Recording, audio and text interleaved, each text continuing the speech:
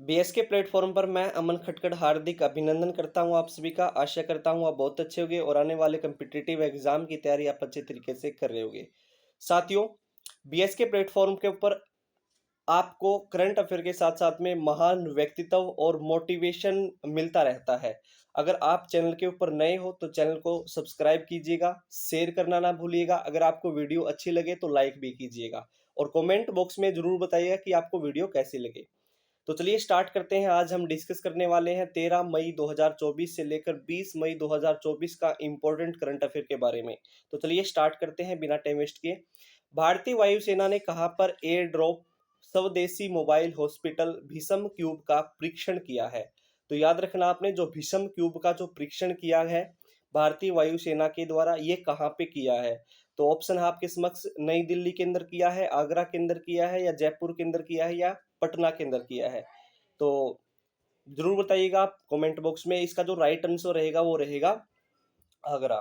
तो याद रखना है साथियों, आगरा उत्तर प्रदेश का एक शहर, ठीक है। और यहाँ पर जो है भारतीय वायुसेना के द्वारा भीषम क्यूब का परीक्षण किया है। ये भीषम क्यूब है क्या, कार्य क्या करेगा साथियों? आपको थोड़ा एक बार इसके बारे में दिखा देते हैं ये क्या है। ये इस प्रकार का है, इस प्रकार का है ये। और ये कार्य क्या करेगा साथियों, इसके बारे में हम जानेंगे, जो भारतीय वायुसेना के द्वारा तैयार किया है।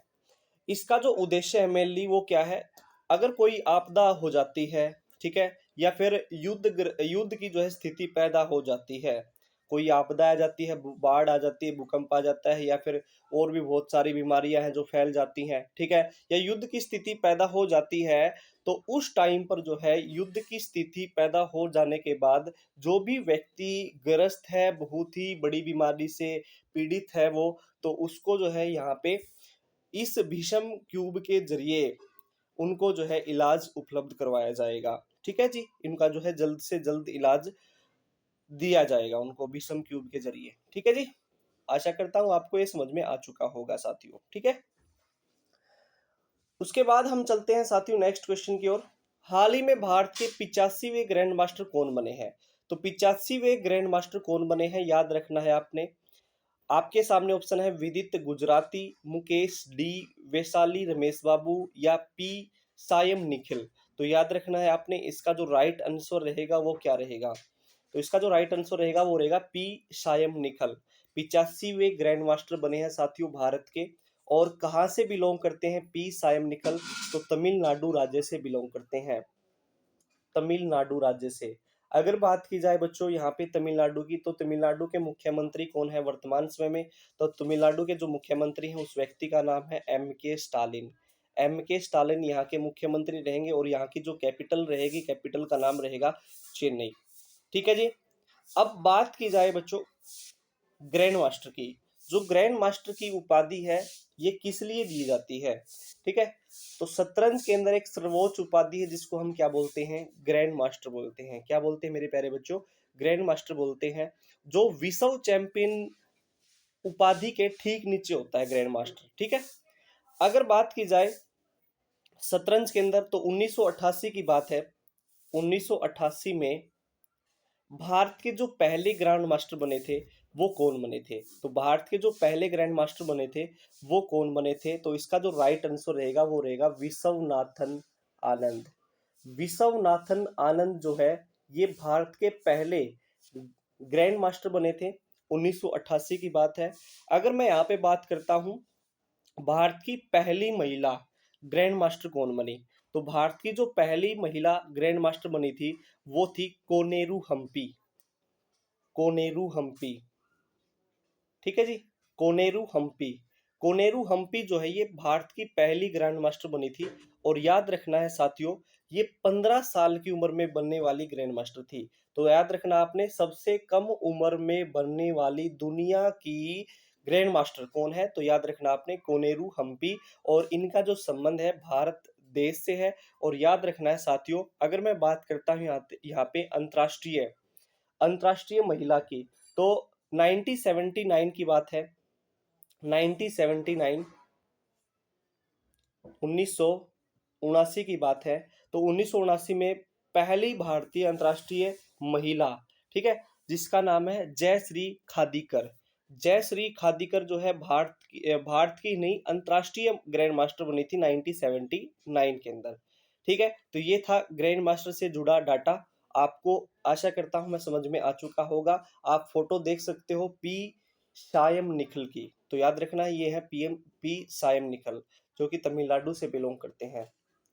उसके बाद मैं बात करता हूं यहाँ पे नेक्स्ट क्वेश्चन की। भारत के किस मशहूर फुटबॉलर ने अंतर्राष्ट्रीय फुटबॉल से संन्यास की घोषणा की है?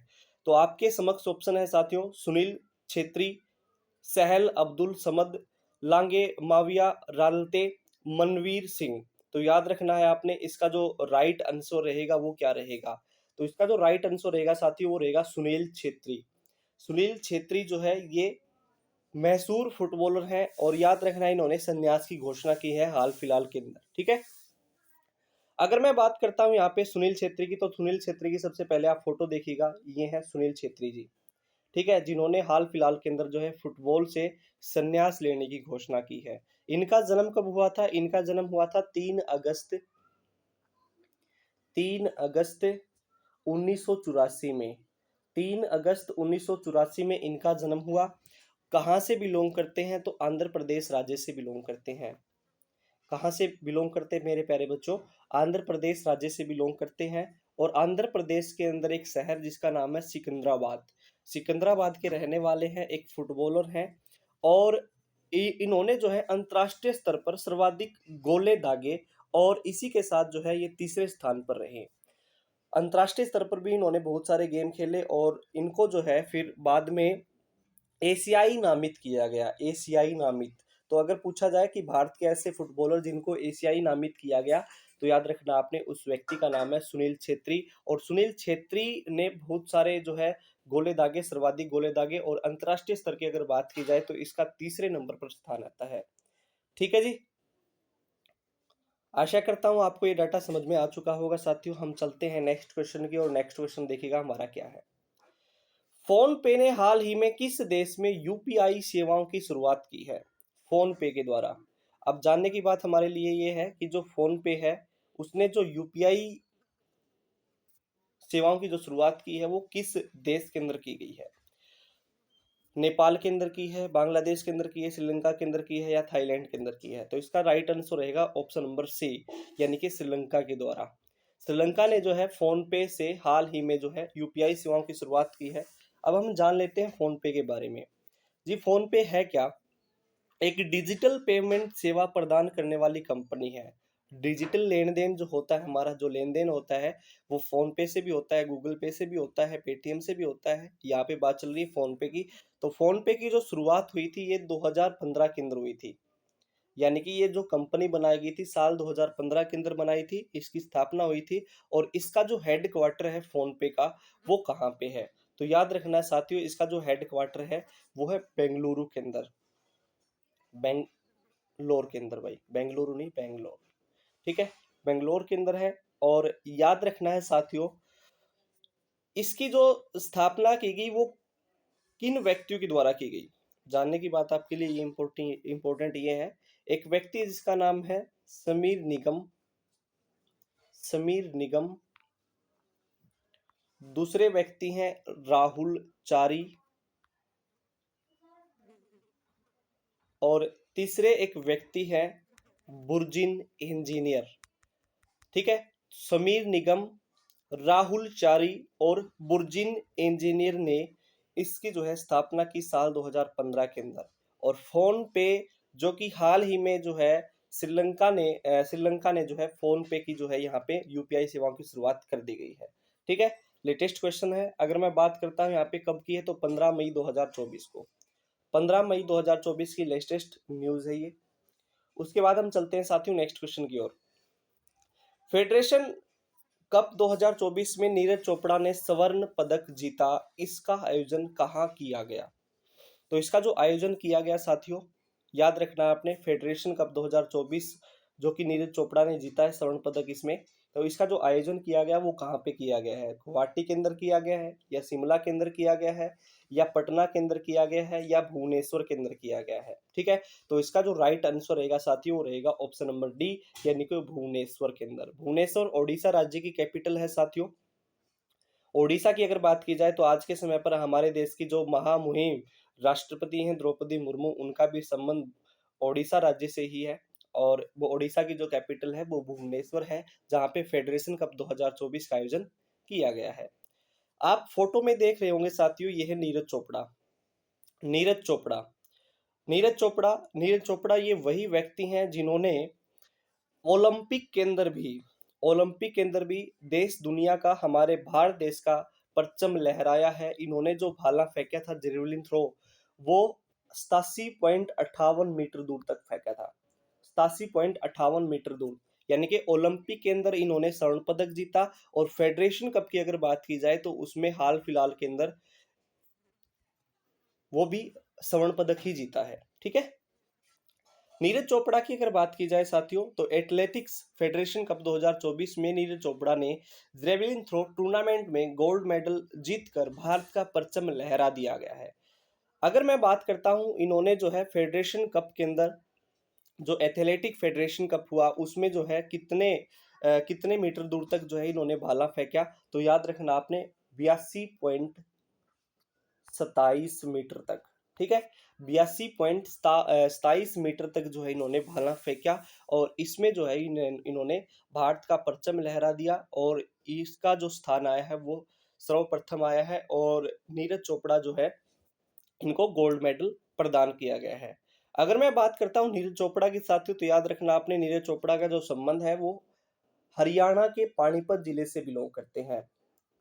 ठीक है जी, पानीपत जिले से बिलोंग करते हैं नीरज चोपड़ा और इनका जन्म हुआ था 1997 के अंदर, 1997 के अंदर। ठीक है जी, 1997 के अंदर इनका जन्म हुआ। पानीपत जिले से बिलोंग करते हैं। ये वही पानीपत जिला है जिसको भारत की बुनकरों की नगरी कहा जाता है।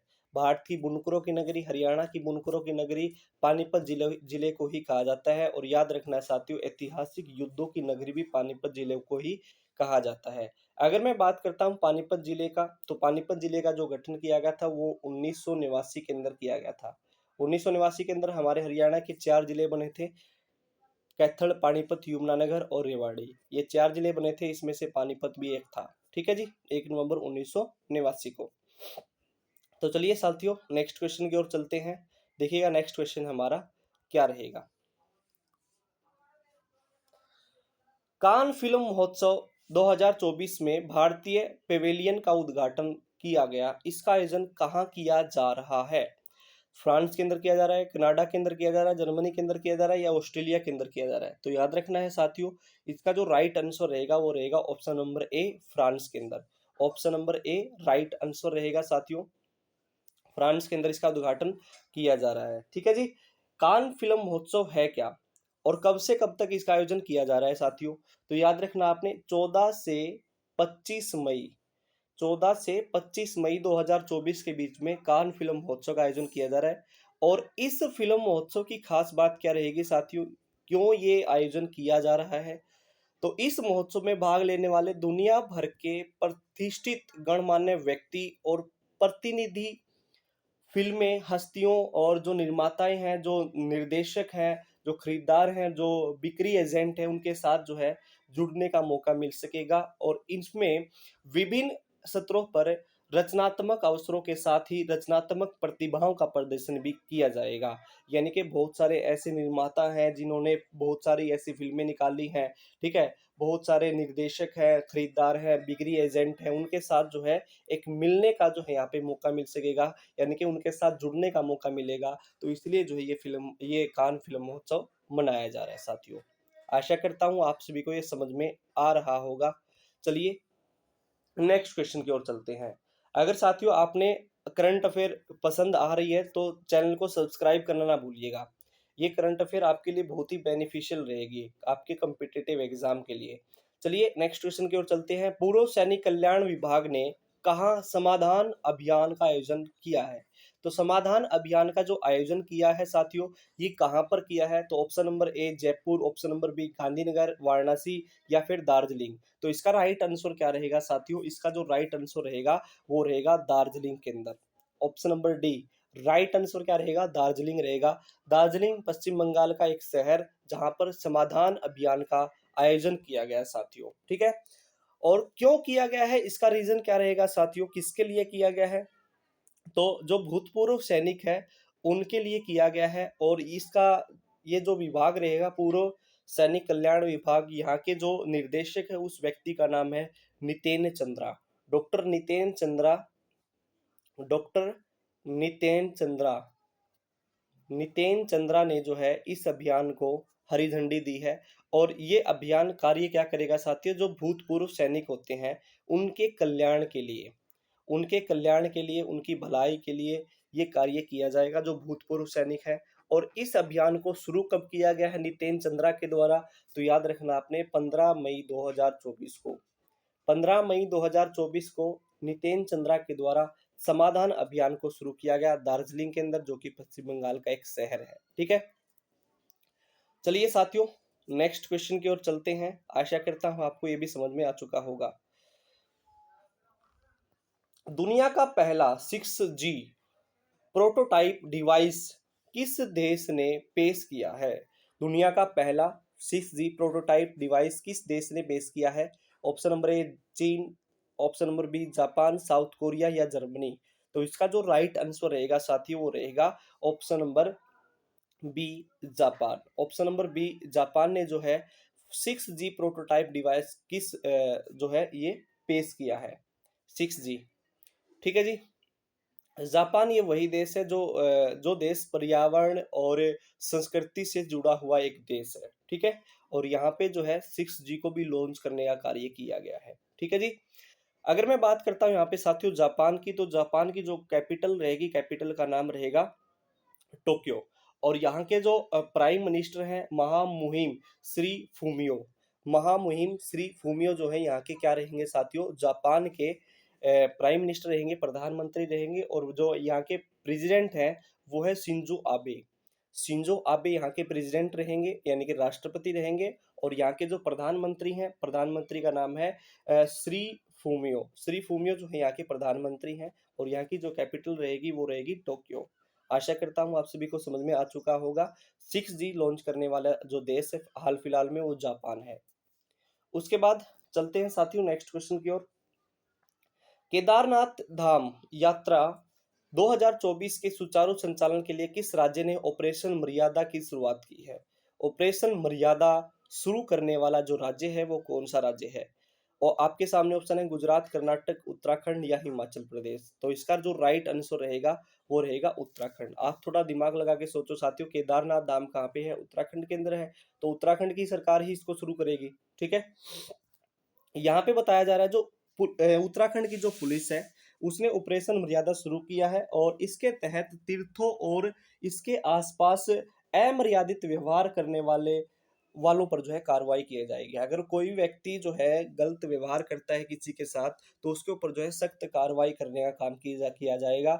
जो व्यक्ति केदारनाथ धाम के ऊपर आता है, ठीक है, उसके इर्द गिर्द का जो एक क्षेत्र है उसके ऊपर नजर रखने के लिए, लोगों से जुड़ा रहने के लिए ऑपरेशन मर्यादा को यहाँ पे शुरू किया गया है।